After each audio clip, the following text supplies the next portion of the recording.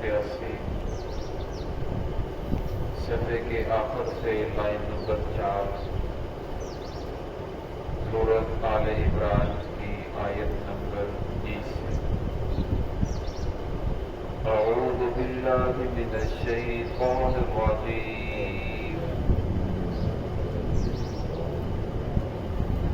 بسم اللہ الرحمن الرحیم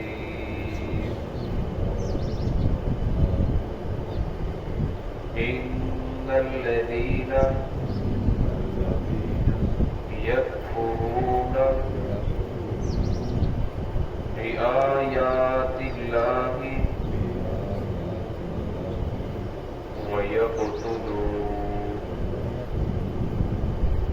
النَّبِيِّينَ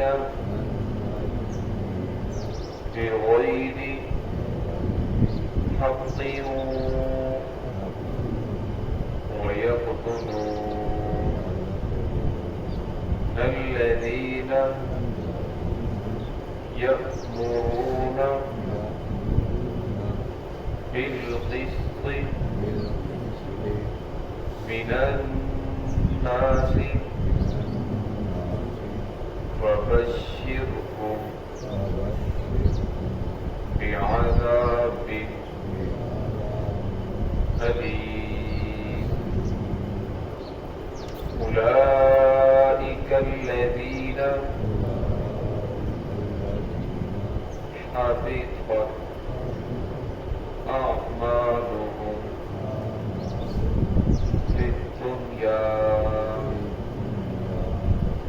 والآخرة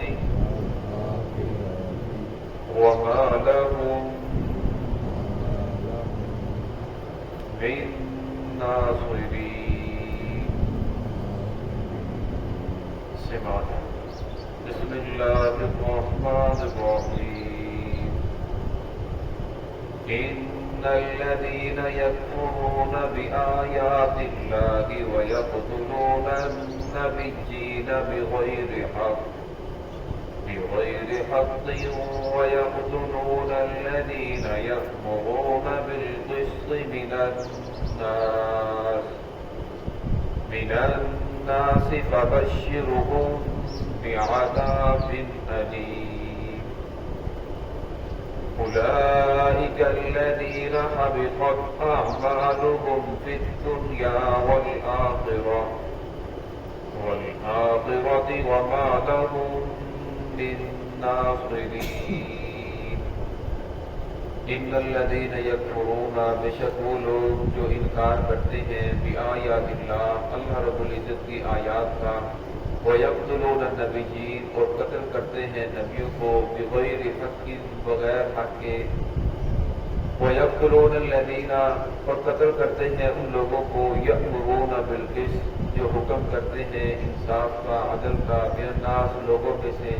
فبشرهم بس آپ ان کو خوشخبری دے دیجئے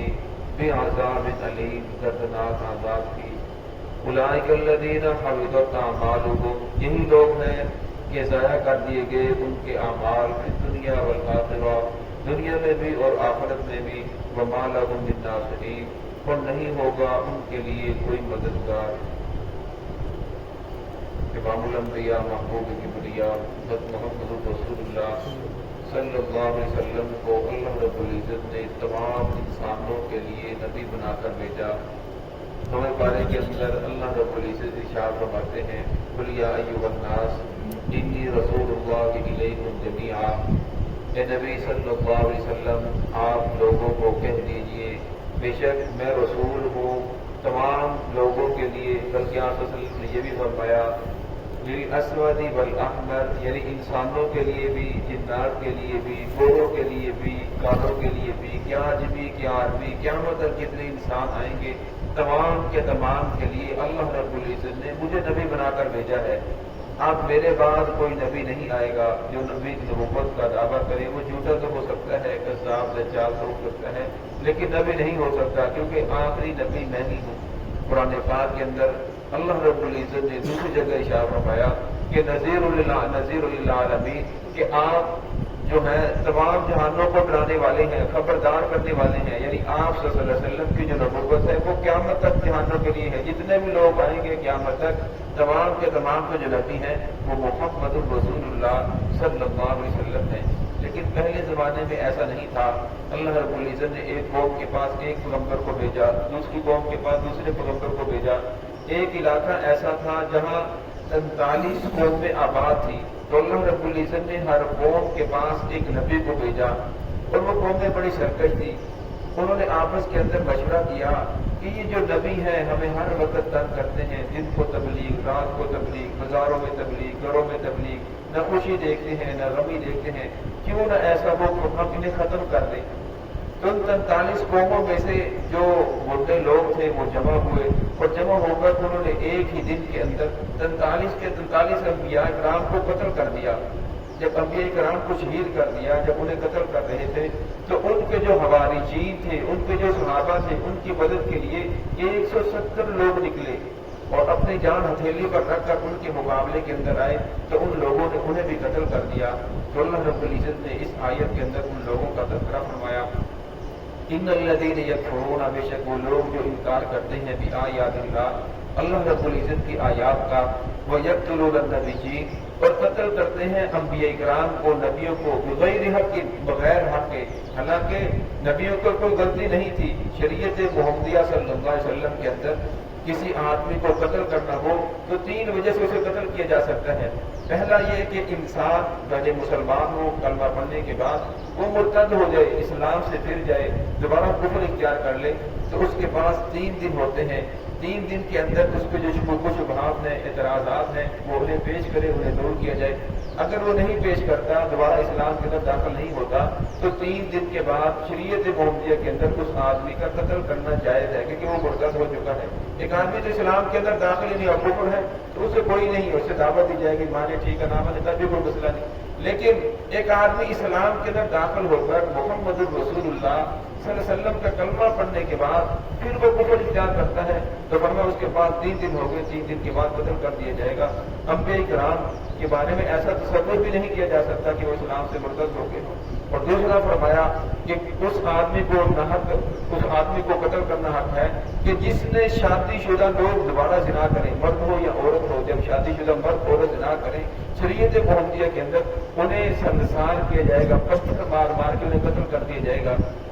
اور فرمایا تیسرا جس آدمی کو قتل کرنا جائز ہے. اور فرمایا کوئی آدمی کسی کو ناحق قتل کرتا ہے، کسی مسلمان کو قتل کرتا ہے، تو قصاص سے اسے قتل کر دیا جائے گا. تو فرمایا انبیاء کرام کو اللہ رب العزت نے ان تینوں چیزوں سے پاک رکھا تھا. انبیاء کرام کے اندر کوئی بھی گناہ نہیں ہوتا، وہ معصوم عن الخطا ہوتے ہیں، ان سے کوئی ایسی غلطی سرزد نہیں ہوتی جس سے لوگ نفرت کریں یا وہ گناہ کا سبب بن جائے. تو فرمایا ان لوگوں نے انبیاء کرام کو قتل کیا، وَيَأْمُرُونَ بِالْقِسْطِ، اور ان لوگوں کو بھی قتل کیا جو حکم کرتے تھے انصاف کا، جو یہ سمجھاتے تھے یہ تو اللہ کے نبی ہیں، یہ تو آپ کی آخرت کی فکر کر رہے ہیں، انہیں قتل کیوں کرتے ہو، انہیں قتل نہ کرو، باپ ماننا ہے مانو، نہ ماننا ہے نہ مانو. لیکن ان لوگوں نے ایک نہیں سنی، ان کو بھی قتل کر دیا. تو اللہ رب نے فرما دیا فَبَشِّرْهُ، آپ انہیں خوشخبری دے دیجیے، بِعَذَابٍ أَلِيمٍ، دردناک عذاب کی. اب عذاب کی خوشخبری تو نہیں ہوتی، یہاں اللہ رب نے طنز کے طور پر ان لوگوں کو یہ کہا کہ ان طنز کیا جا رہا ہے کہ انہیں خوشخبری دے دیجیے. اولئک الذین حبطت اعمالهم، فرمایا یہی لوگ ہیں کہ ان کے اعمال ضائع ہو گئے، فی الدنیا والآخرہ، دونوں جہانوں میں، دنیا میں بھی اور آخرت میں بھی. کیونکہ قتل کرنے والے لوگوں کے اندر کچھ ایسے لوگ بھی تھے جو ان کے کلمہ پڑھنے والے تھے، بظاہر کلمہ بھی پڑھتے تھے، لیکن ان کے اندر اپنی شہوانی نفسانی خواہشات کی وجہ سے، ہوس کی وجہ سے ان لوگوں نے قتل کر دیا کہ یہ تو ہمیں ہر چیز سے منع کر رہی ہے، یہ بھی غلط ہے، یہ بھی غلط ہے، شریعت کے اندر یہ بھی غلط ہے. تو ان لوگوں نے اس وجہ سے آ کر ان کو قتل کر دیا. تو اللہ نے فرمایا کہ ان کے جو اعمال تھے وہ ضائع ہو گئے. فرمایا پھر جب کوئی آدمی ایسا ہو جائے تو اس آدمی کا جنازہ پڑھنا جائز نہیں ہے، اسے مسلمانوں کے قبرستان کے اندر دفن نہیں کیا جائے گا، اسے وراثت میں سے حصہ نہیں ملے گا. اب جو کلمہ پڑھنے والے تھے انہوں نے بھی ایسا کیا. حضرت یحییٰ علیہ السلام کے بارے میں آتا ہے کہ یحییٰ علیہ السلام کے دور کے اندر ایک بادشاہ تھا،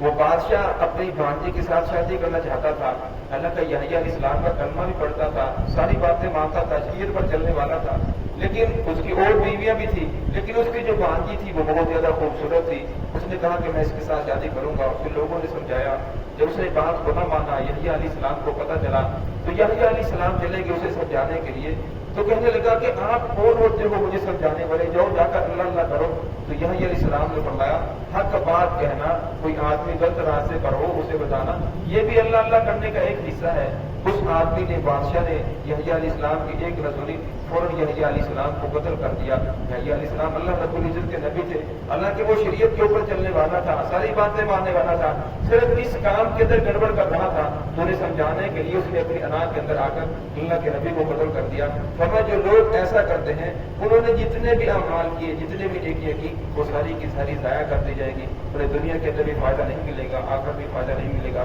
وَمَا لَهُم مِّن نَاصِرِينَ، اور فرمایا قیامت کے دن ان کو کوئی مددگار نہیں ہوگا۔ جو آدمی اللہ رب العزت کی گرفت کے اندر آ جائے، اللہ رب العزت کی ذات جس آدمی کو پکڑ لے، ورنہ اللہ سے چھڑانے والا کون ہے؟ اللہ سے کوئی بھی چھڑا نہیں سکتا۔ دعا ہے کہ اللہ رب العزت ہم سب کو صراط مستقیم پہ چلنے کی توفیق عطا فرمائے۔